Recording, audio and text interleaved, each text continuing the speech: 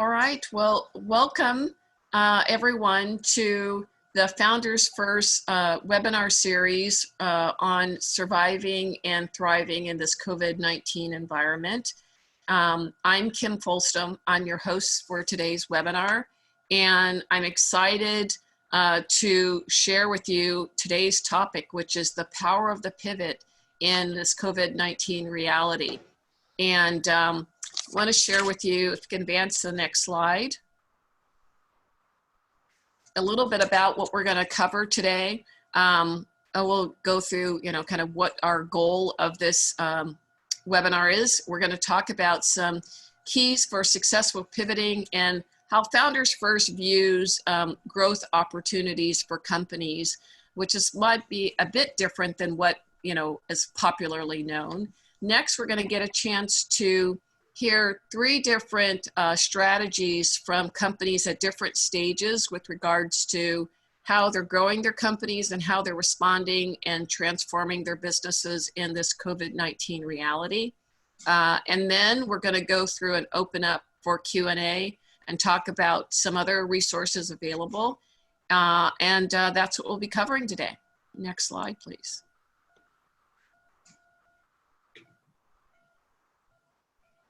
So the purpose of these webinars is to share best practices, initiatives, and resources to help businesses of all stages sustain their business in this uncertain COVID-19 reality. Specifically today, our focus is on insight and information about proven strategies for sustainability and growth. Next. And I'm excited to share that I've got three subject matter experts that are going to give us some information about their companies. We've got Romy Anton of One Stop Wellness, and he's going to share an overview of his business.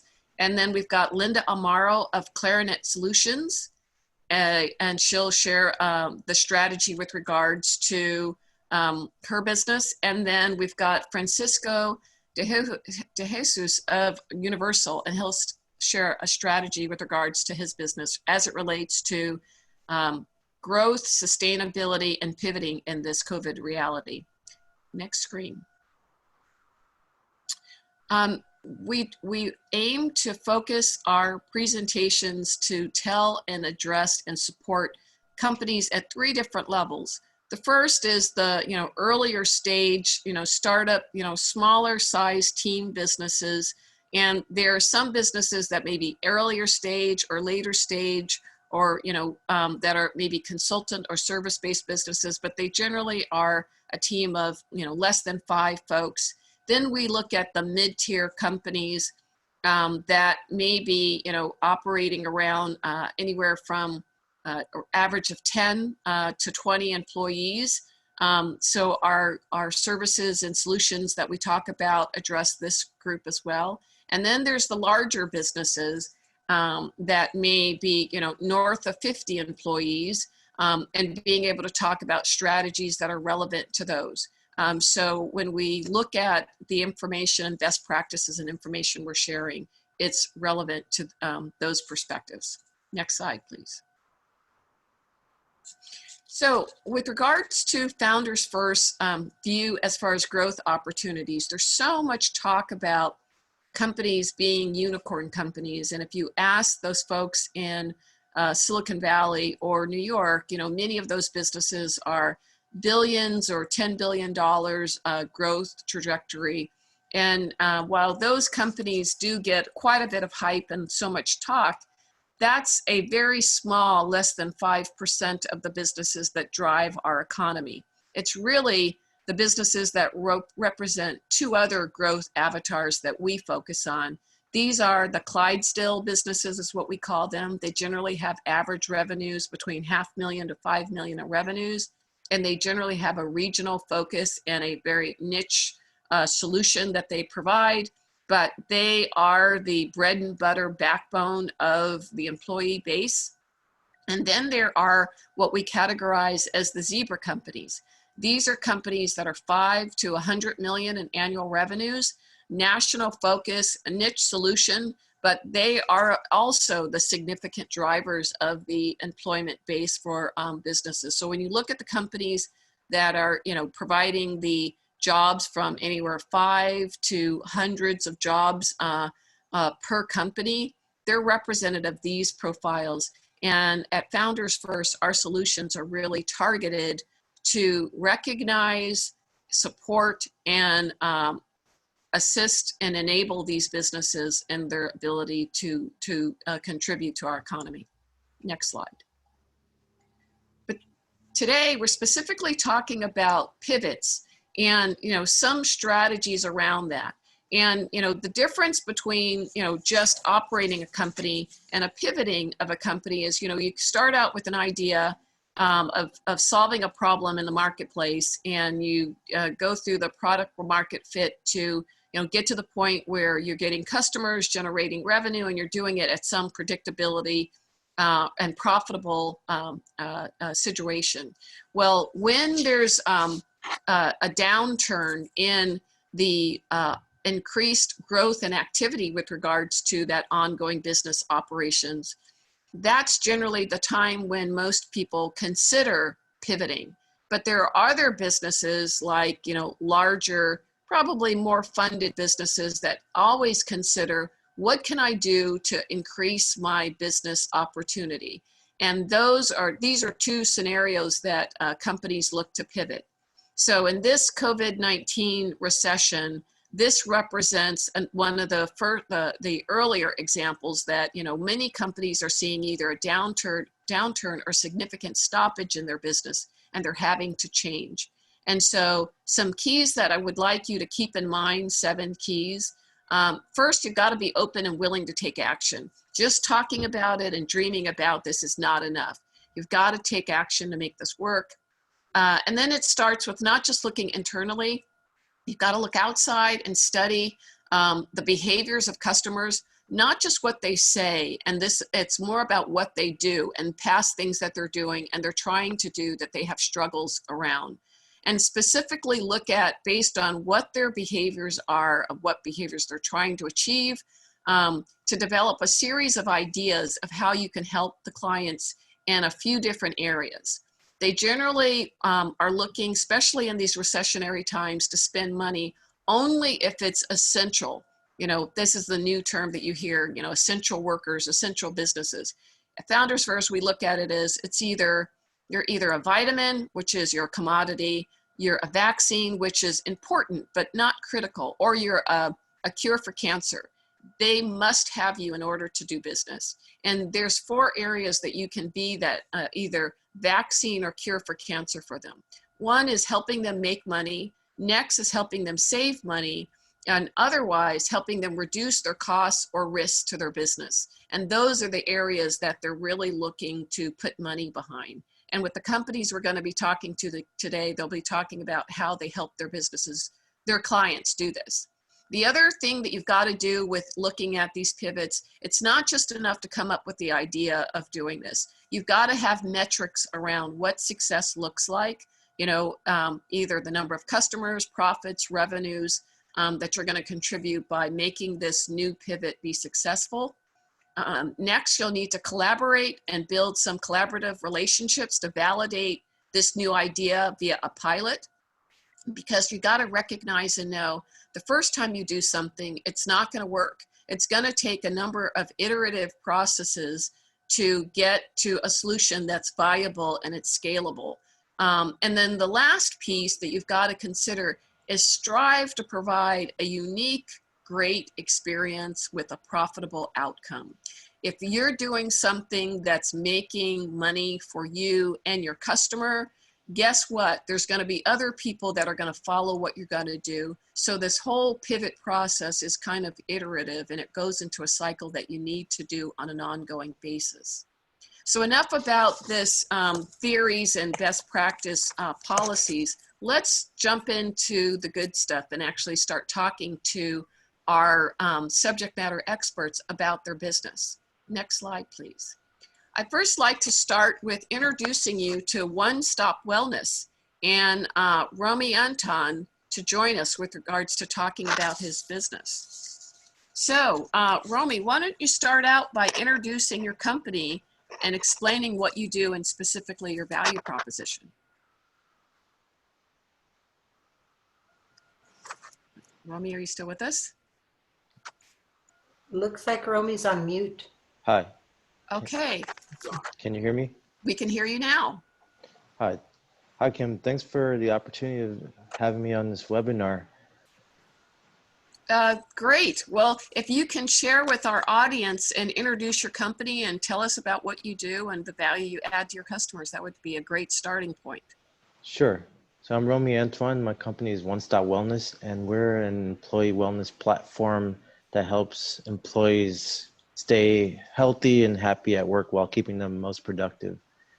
And what we really do is not just focusing on the physical aspect of well-being, but also we look at wellness as more on a holistic scale. So mental health, financial health, and social health, because when we know once we combine all those aspects of well-being, we can really target individuals right where they are and provide them tools to achieve greater success. Well, great. And, you know, I would, as I shared when introducing our topic earlier today, I shared that you're an early stage company. Can you share what was your background that helped you launch this business? So originally, I started out, I created a fitness company about 8 years ago where I was working with a lot of clients, mainly consultants, working as their nutritionist and fitness coach, and they were dealing with a lot of struggles between traveling back and forth for work and trying to just achieve that work-life balance. And one of my clients actually had me come in and do a presentation at her company. And from there, I realized there was an entire corporate wellness industry, and that presentation turned into many more workshops. And I realized I could start packaging this all together and start offering it to more and more companies because I saw there was a great need for this. And that's how One Stop Wellness started. And from there, after starting from the services, I pivoted slowly into offering more technology to really drive that employee engagement, improve employee wellness, and help reduce the health risks so that the employees and employers could save money and reduce all their health costs. All right. Well, great. And how have you changed or adjusted your company since you launched it initially? So during this entire pandemic, I saw two opportunities. At first, I believe we were having one of the greatest quarters of the year with the business. And come March, things started to slow down, and I started just navigating the entire market, looking what other competitors were doing. And I noticed that our sales strategy wasn't working as effectively as it had been in the past. And I started to notice that since we're targeting mostly HR directors and benefits brokers, I started using LinkedIn because I noticed most of my target customers were on LinkedIn because they're all working from home, and that's where I could find them. So I started doing a lot more posts on LinkedIn and connecting with these people. And through there, I was getting more and more demos. And once I saw that there were other companies and funds that were looking to help startups that were building solutions around COVID-19, I figured this would be a great opportunity to slightly pivot our business model, because what we're currently doing is we're allowing employees to track and monitor their health risks through our app in real time, and then being able to communicate those health risks with a doctor to get them a personalized plan for improvement. And when you start looking into the research around COVID-19, you see that a lot of the same health risks that we were already tracking, such as high blood pressure, diabetes, and obesity, are the same risks that also increase the complications around COVID-19. So we saw a perfect match as to what we are currently doing to create a COVID-19 solution. And just looking back into it, knowing my main background, I actually started as a biologist. So I had my degree in biology, and I did virology and genomics research, and I was working with RNA viruses, and COVID-19 is also an RNA virus. So I was able to tap back into my science resources and reach out to some of the experts that really help us pinpoint exactly what we need to focus on to successfully pivot into this new opportunity. Well, thanks for sharing that. And how has that been receptive to by your customers with this adjustment? I think it's going really well, mainly because so in this industry, there's a lot of competitors and everyone's really focusing on their current business model when we look at the bigger players in the industry. And we were looking further ahead. So it's not just what's happening right now. How do you support the employees while they're working from home? But we're looking at how do we give employees as well as employers peace of mind, knowing that everyone's doing the best they can to prevent any virus exposure, and how that looks moving forward in the next 3 to 6 months and in a full year from now. So being able to offer simple solutions to help them mitigate potential risk was huge for our customers, as well as great value proposition for selling into other organizations, because right now is the time that they're looking to better support their employees and offer a solution that can do so. Okay, and then lastly, when you think about your journey with launching the company, how are you measuring for success? This new COVID-19 feature being adopted by some of your customers. Well, I looked at it this way. If you look at the landscape, there's, like I said, we have a lot of competitors, and then we're also seeing a lot of new startups popping up every single day that are offering some type of solution around COVID-19. And when we look at this from the bigger picture, we have a viable business model that can survive with or without COVID-19. So then adding this additional functionality and all these extra features around COVID-19 just set us up for greater success, because it's not just focusing on the pandemic right now, but looking into the future, because there'll always be other viruses, other issues. And since we're able to track these health risks and identify them, as well as help the employees communicate that can also be tailored to other diseases such as gastrointestinal problems, even the flu virus or anything along those lines. So being able to put this in early on will help us going into the future, no matter what other pandemic may come. All right. Well, thanks so much for sharing. We'll come back to you later with some questions. Thank you. Linda, you're next up. Linda is the CEO of Clarinet Solutions, and would love you to introduce your company and talk about what you specifically do and how you add value to your customers.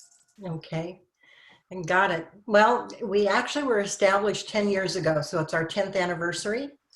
And I almost sometimes get surprised that we've actually been here 10 years. And our focus the entire time, we're a very niche company, has all been about the virtual employee and distributed workforce. We ran into with the millennials coming on board and the needs that they had.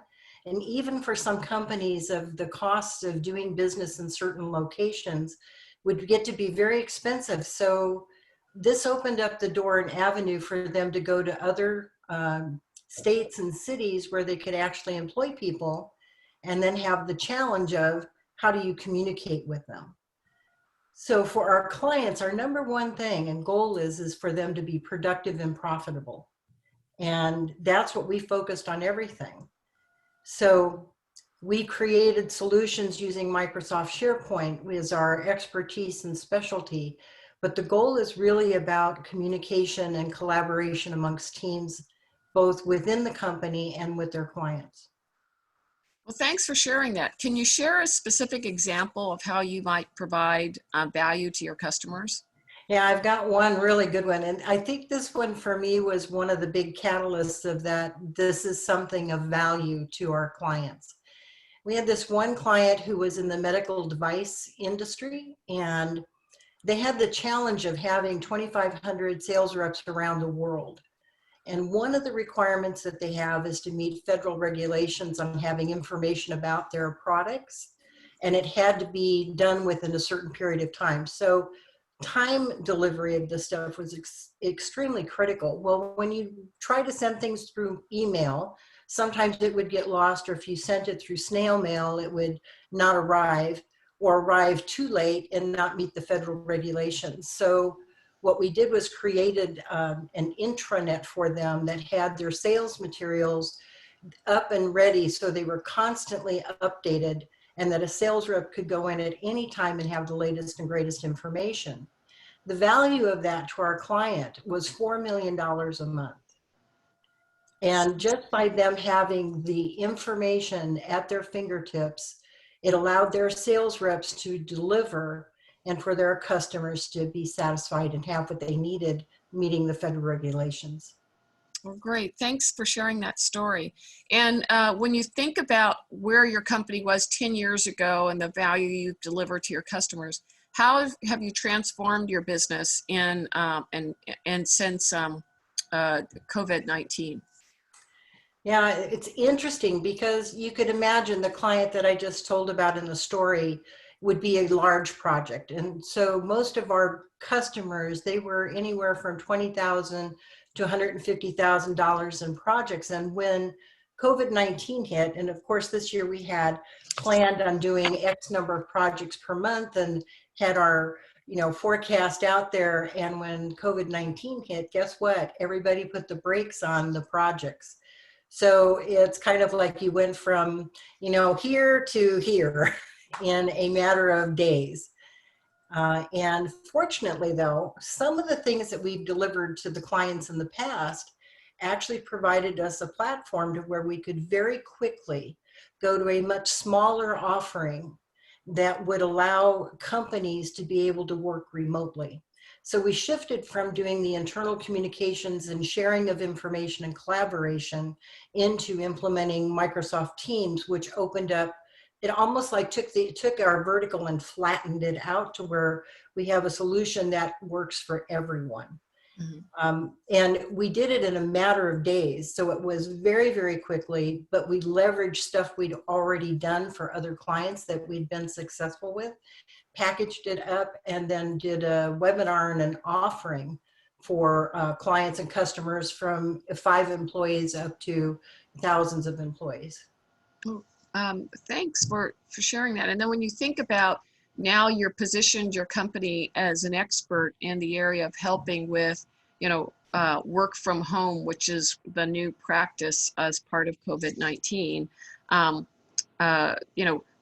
How has that, when you think about, making that change, what were some of the key steps and challenges that you had to overcome to lead with this expertise because of COVID-19?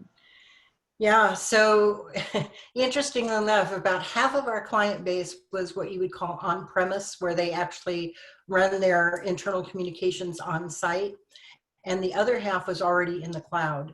And we got to see firsthand where when the orders came down to stay at home, those that were already in the cloud just picked up their computers and went home and continued work without skipping a beat. The other clients that had it on premise had much more of a challenge. While they thought they were ready to do remote work, and they actually had some people working remotely, but they found out that their VPN licenses were not sufficient. One case, they had 9 licenses, but they had 250 employees. So you had 241 employees who couldn't do anything. Mm-hmm. And what that did was it almost like was a shock to half of our client base.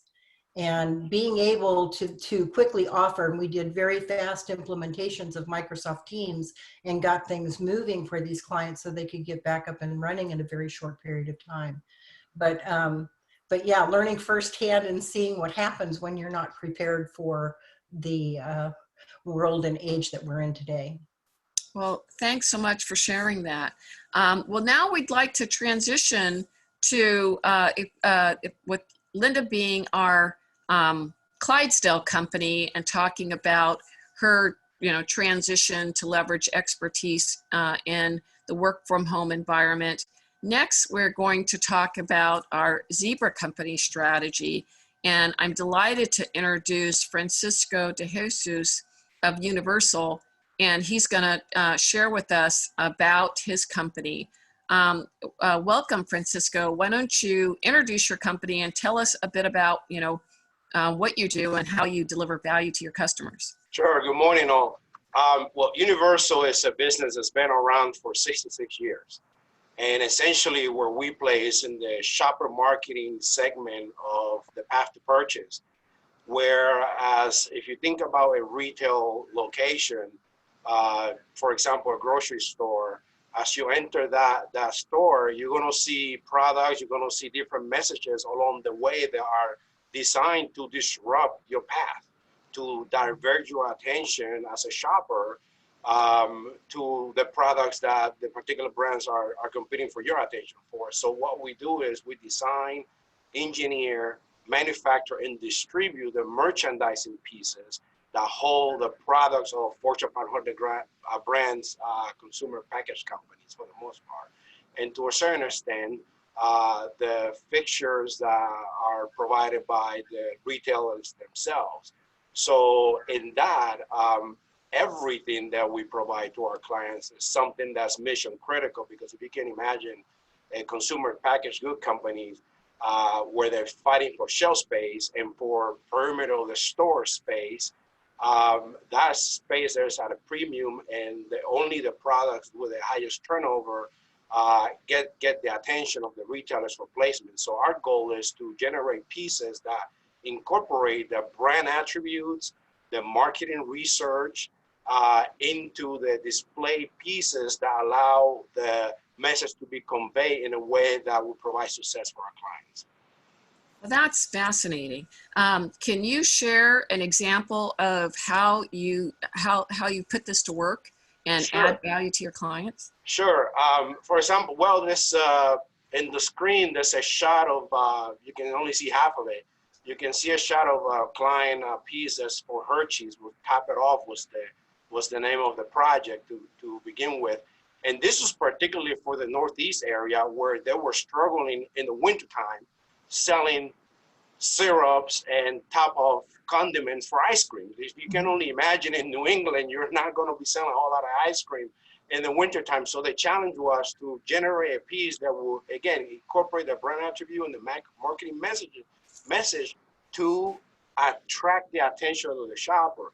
And that program was extremely successful. And while I'm not able to disclose percentage of sales increase, it was a situation where normally in a food category, generally you're looking for 1 to 2% increase in sales in any particular promotion. That particular promotion was definitely above that. So that's sort of how we measure success for our clients in terms of adding value. Well, that's great. I mean, that goes back to, I mentioned that when you do something, it's either helping them increase sales, reduce costs, reduce risk. Correct. And so this is definitely an example where the value you add increases sales, as well as, it's an innovation because, when you look at how reliant we are on going to the store, I mean, just as I talked about with Linda, work from home is a very, mandated thing. Going to the grocery store is a very essential thing that people have to do. So that's fantastic. Your business is a great example of a unique example of the ownership model that most founders don't utilize. Most founders go through and they start from idea to launch and grow it from there. You shared that the business is 63 years old, but you're a young man, so I know that you have not been at this for 63 I years. did not. No, I did not. Would you mind sharing with our audience to talk about how you went about your journey into acquiring the company and your entrepreneurial journey to. Sure. So essentially, and to back up a little bit, so we have locations here in Louisville, Texas, which is the suburbs of the Dallas metro area, where we have our production team, our engineering team, our design team, as well as in China, where we own our own factory for production, for primarily for imports into the United States and for some local markets in China. And essentially, the way I came about this is through my background in private equity. Before this, I was in leverage buyouts, and I always and I also spent a little bit of time in venture financing prior to that. And I always kind of scratched my head a little bit because there was a lot of entrepreneurs, great entrepreneurs, and they sort of kind of only saw the path to ownership and entrepreneurship as starting something de novo, which is so difficult and so challenging. And I always would ask the question, well, would you rather buy something that's operating that you can kind of touch and feel? There's plenty of capital for that as well. And so in essence, for this situation, that's what I did. I jumped from the private equity world and executed a leverage buyout of my company. At that time, there was 3 owners and they were of age and they wanted to retire and those succession plans in place. And so I basically structured a leverage buyout, and that was 6 years ago. And at that time, we've been able to grow the business substantially for where it's been. By implementing growth strategies around trying to figure out what's the best way to reach our users and in what kind of way are we able to make a bigger impact in their bottom line. Well, that's a fantastic experience. What would you say when you think about the fact that most entrepreneurs start businesses, from scratch, and it's a mighty journey versus acquiring a 8-figure business that's profitable, revenue generating, and you can build upon. For an entrepreneur, I'm certain you've probably talked to a number of entrepreneurs to consider this. What would you say are the two things that they have to overcome to go this path? I mean, I will say that the biggest challenge is obviously the capital, because to do something like this, it requires a significant amount of capital. I mean, on average, you can only leverage about a third to 40% of the asset value or the purchase value. The rest has to come from equity. And it's having that access to equity capital in whatever form might be, whether personal wealth, which was in my case, or whether it's through a private equity partnership, through a private equity fund. I mean, it's just knowing it's almost like knowing the question to ask so you can get the right answer. And it's really is a maze. And a lot of entrepreneurs have challenges basically even finding the right person to talk to. And that's based on just my former experience in private equity, which is like, well, it's kind of difficult for entrepreneurs a lot of times to even realize that there is a market out there. There are places like the National Association of Investment Companies was full with private equity firms that do that, basically invest anywhere between $10 and $50 million in equity per transaction. And it just depends on the merits of the transaction and the merits of the management team. Yeah. I mean, interestingly enough, I've watched a few friends go through this journey in the last 18 or 20 months. So the other thing, looking at the topic of this conversation, as part of COVID-19, your company, in addition to the great,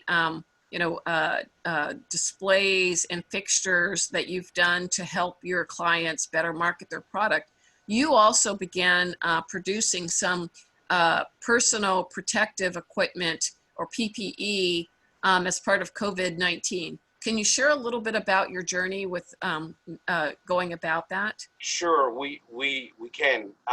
First of all, that's not a business for us. That was something that we did because as we sit here and are dealing with the challenges of people basically having a run on the grocery stores, and dealing with that kind of level of production would spike our production for a while to make sure the stores were properly stocked with the proper equipment so that the brands can have the products in. We basically put some of our production to the side in order to engineer and produce plastic face shields. And if you remember the early on of when COVID hit in the United States, the governors were going on TV basically screaming for all the PPE that they could get. And we just saw that as a way of basically giving back to the community.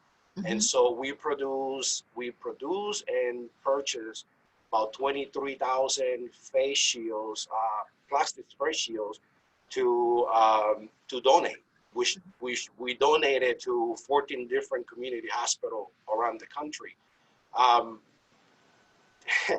Doing that was definitely a pivotal moment because, first of all, we don't produce that here, but we do have equipment that can be used for cutting that kind of plastic, and we know how to manufacture things, obviously, especially manufacturing things that have not existed before, which is most of what we do.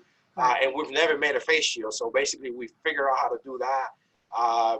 Then I went through my supply chain network in Asia and found FDA approved suppliers of this face shields, and basically were able to import a piece of the production here to lower the cost of the donation for us, quite frankly, which is typically what we do. When we have a big program for our clients, we have a production in the US, basically to prime the pump and get stores fed immediately. And then we have a longer outlook, which it takes about 8 to 10 weeks in our factory in China, produce it and deliver it here. So it's basically executing the same model that we do, but for PVP equipment. Well, that's fantastic. Thanks so much for sharing that. Now I'd like to go to some questions. If you could go to the next slide. I invite folks, if you have any questions, please include them in the chat section. And while we're waiting folks to submit some questions, I had some submitted to me in advance that I'd like to ask our panelists. So at this point, I'd like to share them with each folks.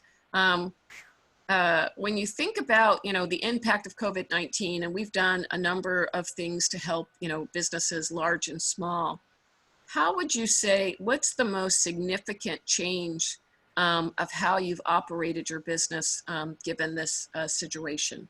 Let's start with Romy. You're maybe on mute. Yes, the most significant change that we had to deal with operating the business was just having to increase our team size because of the demand into the technology we were offering. We had to rapidly bring on a larger team to be able to execute on that.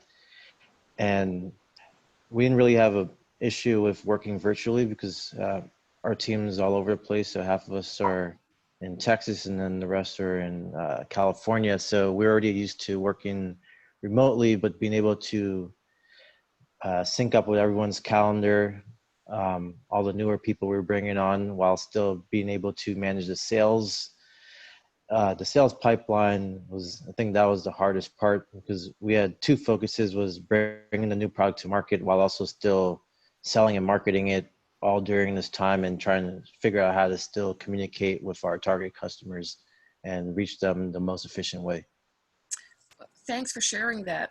Linda or Francisco, how about you guys? How has your operations changed? I mean, all of you guys are considered essential businesses in this COVID-19. So how has your business operations changed? I'll go first. The first thing that we had to do was pull back our staff that we had on site. There were a couple of our clients where we had somebody on site at their location at least one day a week. We had to pull them back and let them work from home and set up communication channels with those clients. The other thing that we noticed, even though we specialize in virtual teams, we ourselves were in our office and having to go home. The thing that was missing was the conversations, kind of that water cooler effect that people would have of just being with others and then sharing ideas. It kind of shut down some of our creative process and being able to come up with solutions. So we had to establish some things around that, like every day have a check-in. We even had some things like we did a birthday celebration online, and each one did a creative meme to keep that team feeling together. Those were some of the key things that we put in place. Thanks. How about you, Francisco? How has Yeah. your Operationally, this is a challenge, obviously. I mean, we're here in our Louisville location, we're talking anywhere between 200 and 250 factory employees.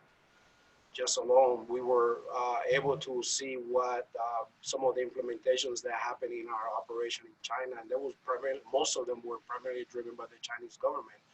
But we sort of copy a lot of them as soon as the virus hit and it became a real pandemic here for us. In terms of mask in the factory, temperature checks, those kind of things that you're doing, and you, even after doing those things, you sort of wonder, is this enough? Because there's so much that's not known. And in addition to that, we also work on teams because we work on our work is essentially project management work when it's being developed. And people have to collaborate together face to face. The water cooler conversation that you mentioned, that is essential to what we do. And I have to implement a flexible working schedule, sort of open door policy to allow people to work from home if there's nothing that they need to sort of come in and touch and feel in the office. But for the most part, we've been dancing between the raindrops on that. Clients' demand have not slowed down. Actually, the timing has accelerated on some projects, again, because of the nature of what we do. But there is a little bit more uncertainty because they are also operating in teams that are separated from each other. They're not collaborating. So even though the demands are still there, some of the projects are taking a little bit longer to materialize, which for us translates into additional cost, and so we sort of have to balance those two things. Thanks for sharing that. And another question, when you think about, Francisco, you mentioned about the issue of capital with regards to either acquisition, launch, or growth. How have you looked at, at the company your size, how do you view, methods for financing the growth of your business? And Linda, would love to have you follow that up as a secondary response. Okay. Well, for us specifically, I mean, we're of the size that we generate significant cash flows to finance our biggest asset, which is on our balance sheet, which is working capital. Because of the nature of our business, we hold millions of dollars in inventory ready to be shipped at a moment's notice to our clients, because we also manage their logistics. And so in terms of financing for us is a little different than it would be, because we're not on the acquisitions mode. Right. We are on an organic growth mode. I have an organic growth strategy. Acquisitions are not completely out of the equation, but the strategy is, because the exit for me in this business is a family wealth transfer to my children. And so to add external capital becomes a little challenging. So I have to kind of target the acquisitions to the extent that I'm not sort of bringing outside capital in the form of equity. And there's other ways, there's mezzanine financing, there's debt financing, there's other ways of doing this very, very carefully. So in order for a business like mine to get to, say $100 million from where we are today, it will be a combination of opportunistic, very, very opportunistic acquisitions that require creative financing, and also organic customer growth. And the organic customer growth happens around even to the point of penetrating deeper our assistant relationships, going to areas of their organization who were not existing. That's an easier sale than finding a new client that will spend enough money in merchandising to basically make it worthwhile for us to turn our machines on. Well, that's fantastic. Thanks so much for sharing that. How about you, Linda? When you think about your how you're going to looking at financing your growth, what are some of the things that you consider? Yeah, so, when we started out, we were pretty much self-funded, which was great for the first 5 years. So we started out like most entrepreneurial businesses. We had a thought and an idea and we expanded it. But the reality is we could have continued on that, and it would have probably taken us 25 years to get to the point where we are today. We had the opportunity to work with founders and actually get investment from them. So we were one of the companies selected for their investment, which actually gave us enough of that oomph to kind of shift our direction, and where we were not strong to get the resources to do so. We came out of technology. Gosh, you guys know what technologists are like. We're kind of boring nerds. But marketing is not our area of expertise, but it allowed us to get the resources we needed to actually leverage what most normal companies would be doing. What that did was open up the doors, and what we're currently doing right now, that's actually expanding our business, and it's kind of exciting in a way. We've got some strategic partnerships. So think of swimming in a swimming pool, and you're in a race and there's all these different lanes. We strategically partner with people who are going after the same customers we are, but they just don't do what we do, so that we can complement one another. And those strategic partners, they have 200 sales reps versus my one, or have 150. So we've actually replicated our one sales rep multiple times, which is really opening up doors and bringing engagements for us. It's making the hunt a little bit easier for us. Thanks for sharing that. So now let's look out a few years.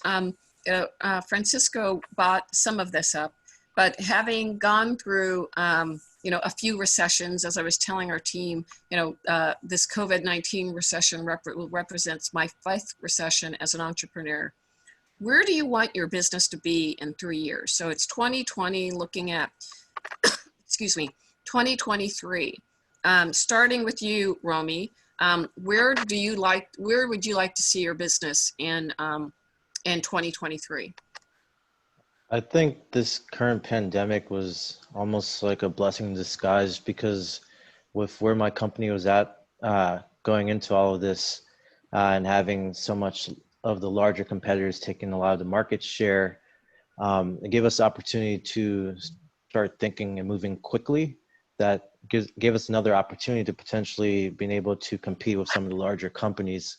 So I think being able to act fast, support customers and future clients will help us get to the point where within the next 3 years, we can be one of the major industry players because of what we're doing over the next 30, 60, 90 days from today.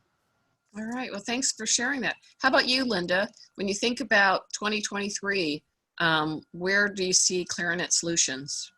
5 times growth, and actually positioned in the country as a leader in doing the virtual office and opportunities for people to work from home and remotely.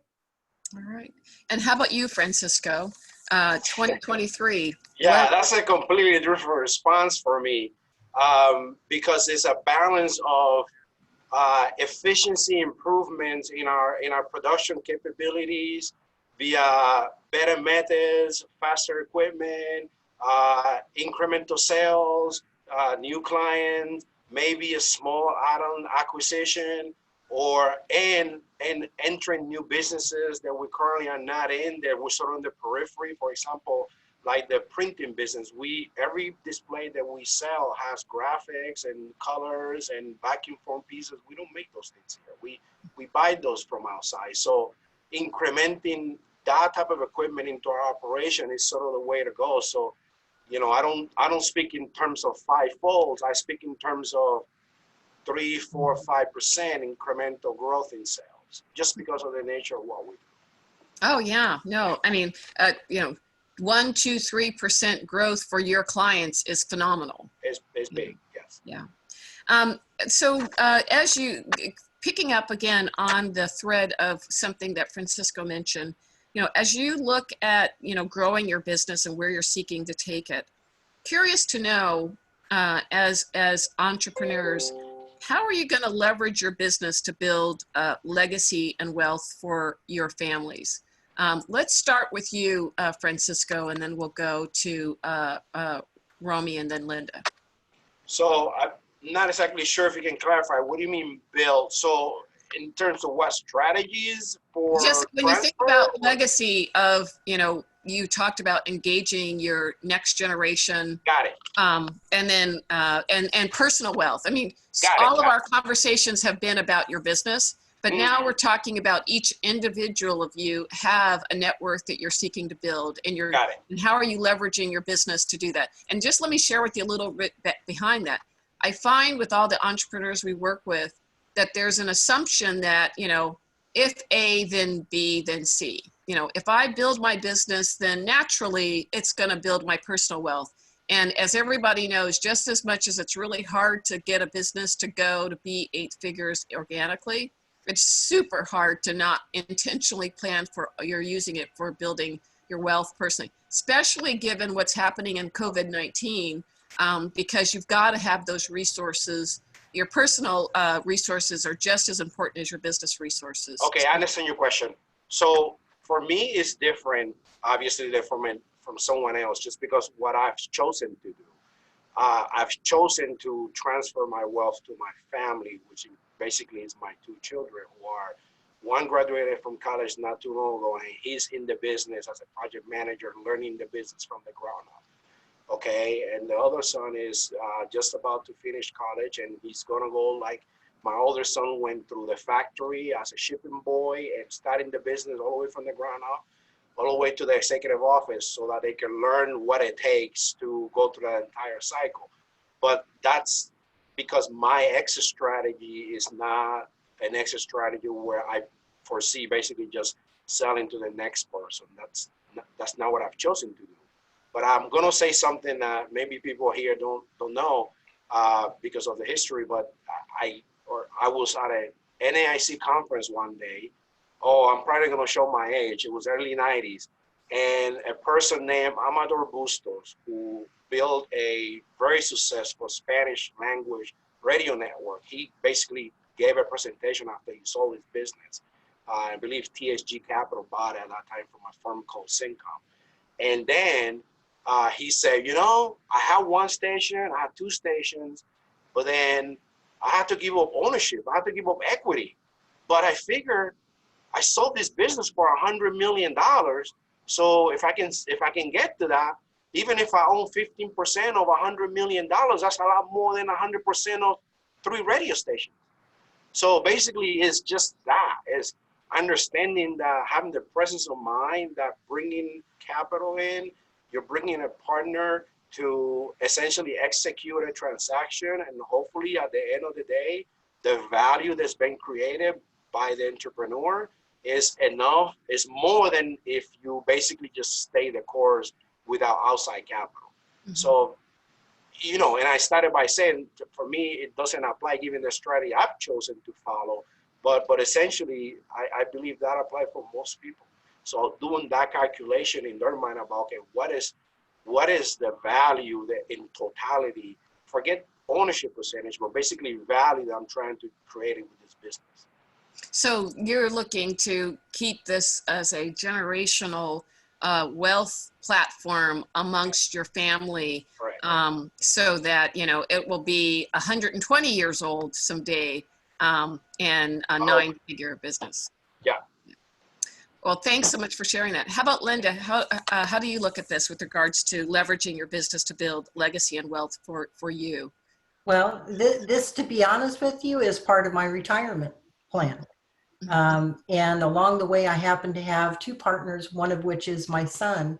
They will take the business, but one of the things that we've already looked at is talked about who would be interested in acquiring us. Once we grow to a certain size, we have a proven solution for people and we can package things, it becomes a sellable business. And that may be something that we would consider, is to actually have somebody come and acquire us or sell it outright to someone else. Okay, so it could be part of a roll-up for someone in the industry. Mm-hmm. All right. How about you, Romy? I know you're really early into the life of your business, but have you thought about how you're going to leverage your business to build legacy and wealth for you personally? Yeah, so with my business, I'm truly passionate about health and what I'm working on.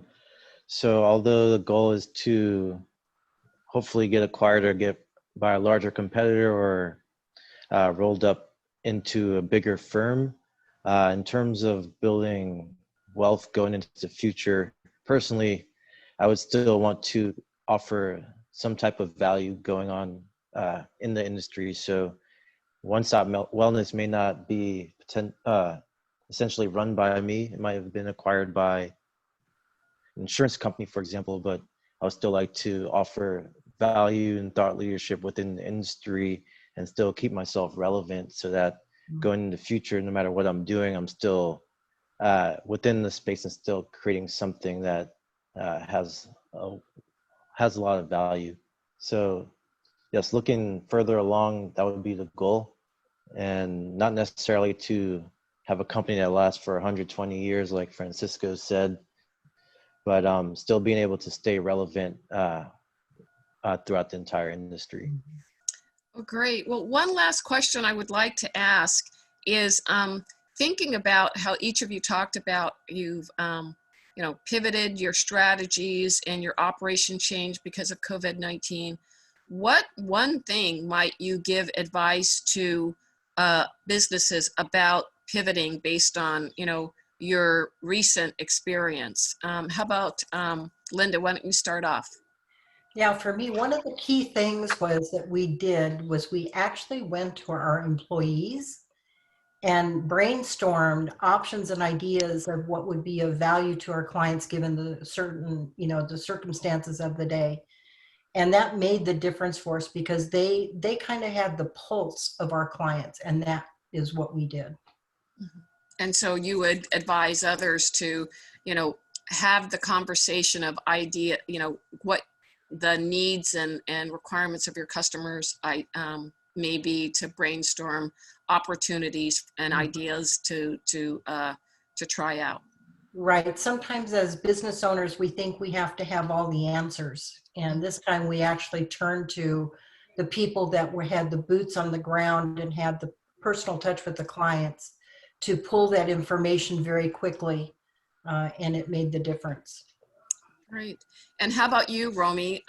What piece of advice would you give to business owners about pivoting?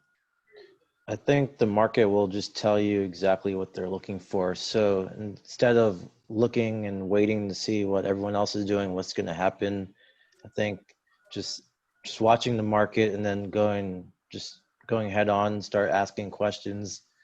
We started doing surveys and reaching out to potential customers to see what areas we could better serve them in, what they were struggling with. And using all that data, we're able to pinpoint the proper solutions to move forward. So I think instead of just not doing anything, whatever companies do, especially during a time like this, will determine their success going into the future. So pivoting may not always be the best strategy, but if you see the market's moving towards a direction, I would move as fast as possible. All right. And then Francisco, you've got a completely different perspective given the size company that you're running. What advice would you give to, those mid-sized companies that are looking at making some adjustments? Yeah, I mean, I guess pivoting has become the topic of the moment, I guess, but it's always existed. We just never talked about it in this way, because that's kind of what we do as entrepreneurs, is pivot. Except for someone in my position, pivot is a very tricky thing, because we're talking about heavy capital equipment, that once you lay it in the ground, in the factory floor, it's expecting some throughput. And so the pivoting happens way in advance for us in terms of anticipating, and like Romy said, I like what he said, is that it's reading the market. It's like basically just read your audience and read the market and read between the tea leaves in the market to try to guess, try to make an educated guess as to where you need to be before you lay, $3-5 million worth of capital equipment to do whatever for your clients, which happens to be in our case. So yeah. All right. Well, thanks so much for sharing this and taking the time to join us to share your experience and insight and expertise. For our attendees that are on the line, we will be sharing, distributing a copy of this video link as part of your follow-up from your registration and the slides, as well as links to the LinkedIn profiles for our attendees. So I want to take this moment to thank you for joining us today and invite you to register for our next upcoming webinar, which is going to be our FastPath virtual fireside chat. And we're fortunate to be speaking with another Zebra company that'll be held on May the 18th at 6 p.m. Pacific time. And so we'll be speaking with Vincent Mudd of Carrier Johnson, major regional architectural firm. And then additionally, we will have our next COVID-19 webinar that will take place on May the 28th at 10 o'clock. And that's going to be discussing best practices for returning to work strategies, in-office strategies given COVID-19. So we invite you to visit our website and look for the events tab so you can sign up for those resources. And you can go there to and see other COVID-19 resources we have available. And you can access those by going to foundersfirstcdc.org. And thanks everyone for attending, and have a great, safe day. Thank you. Thank you. Thank you.